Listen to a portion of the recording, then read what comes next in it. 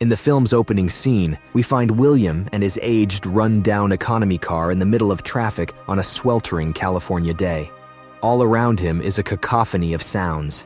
Children on a nearby bus shouting out the windows, irritable commuters screaming at one another, the grating sounds of heavy construction equipment, the chopping of a helicopter overhead, and the buzzing of insects flitting about his person.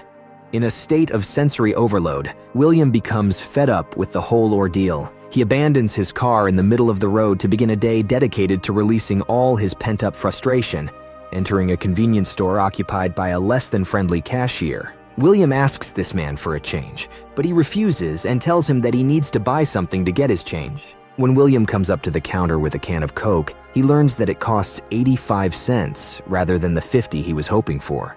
William argues with Mr. Lee, mocking his accent and demanding the soda at his desired price, citing his country's financial aid to Lee's country.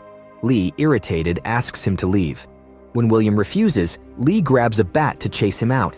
Enraged, William wrestles the bat from Lee, kicks him in the chest, and smashes the store's merchandise while ranting about the high prices. Offended when Lee calls him a thief, William pays his preferred price for the drink and leaves to make a call, only to find the line busy. Taking a break in a nearby abandoned lot, William looks at the classifieds and patches his shoe with a newspaper. However, his moment of peace is interrupted by two gangsters claiming the territory. William tries to defuse the situation, but appearing as an easy target, he is harassed. In no mood for opposition, he defends himself by beating the gangsters with the bat he took from the convenience store and takes their butterfly knife. After this ordeal, William calls his ex-wife and angrily insists he'll attend his daughter's birthday party, revealing his dark mission and the motivation behind his actions. After hanging up, the two gangsters from earlier try to run him down, killing or wounding several bystanders and crashing their car. William stands by, indifferent. While not directly responsible for the casualties, his earlier violence set off this chain of events. William approaches the crashed car, taunts the surviving gangster, shoots him in the leg, and takes a duffel bag of weapons. He then tries to board a bus, eyeing homeless people in different races with disdain, but decides to walk after being pushed back by the crowd. A con man approaches, telling a fake story to get money, further irritating William. Eventually, William gives in to the man's demands and hands over his briefcase, which only contains a small sandwich, an apple, and carrot sticks.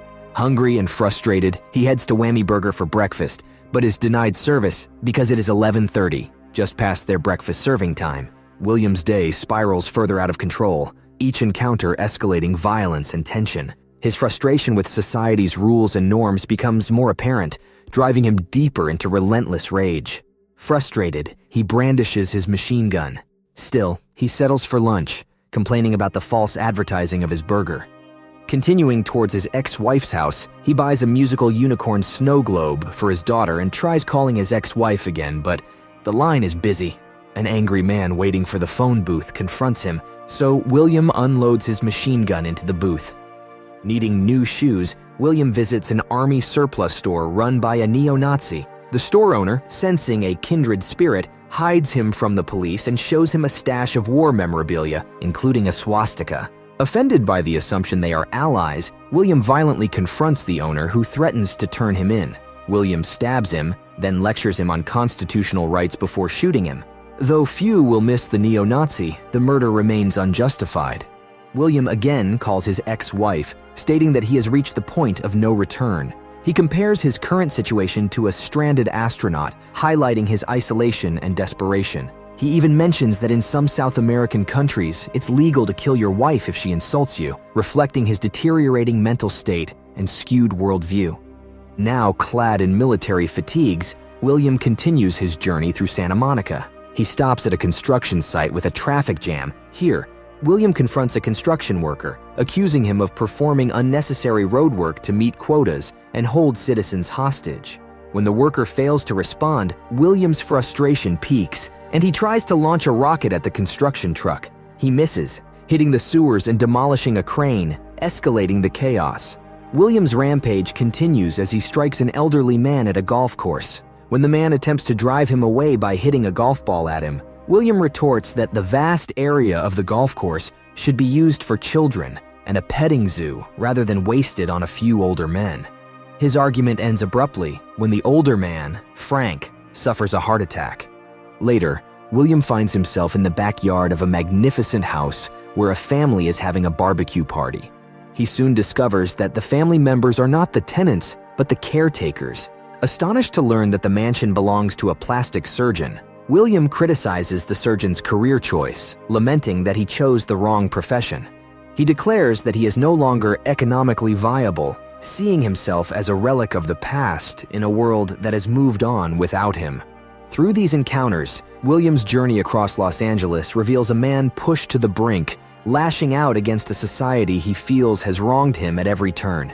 His increasing violence and erratic behavior reflect his internal collapse, raising questions about justice, morality, and the breaking point of the human spirit.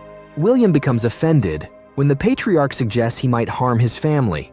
The most important part of this scene is William's statement after fantasizing about his daughter's birthday party, that once he reunites with them, things will return to how they used to be. However, the main thing is, at that time, William Foster had a job and a family, a life that he was proud of and enjoyed in the company of the people he loved, a life of respect and dignity. But now all that remains to William Foster are memories he desperately wishes to revive, memories that haunt him in his mother's squalid home as he stares at the ceiling in his single-length bed. But what must hurt most is William's realization at the end of the film. After watching old home movies and witnessing his abusive practices in action, he escapes from his former home, shooting Detective Torres as he flees to the pier, where he frantically tries to rekindle old family ties. Knowing that was an impossibility, William planned to do the unthinkable, end his life and the life of his family, as he was never quite willing to part with them. Only in death could they ever hope to escape him. Thankfully, William realizes in the end that, try as he might, his time has passed, and the harm he has wrought on dozens of individuals throughout his rampage has colored him as the bad guy, a lousy guy whom the faithful William would never allow to come within speaking distance of the ones he loved. So it's here, on this pier, where, in times past, he spent days with his family, and William meets his end. And at this end, who was William Foster? He was a man who watched time pass him by and leave him in the dust. He was a man who wanted so desperately to achieve and maintain the American dream, a good job, a loving family, and a world that catered to his needs. William at one time had these things, but his inherent flaws slowly drove them away from him. His anger terrifying his wife and infant daughter, and his disgust for a world he never wanted to live in growing inside him as the days passed. So much so that he would bring death, injury, and misery to numerous people over a single day. The unfortunate truth is that many people are out there like William,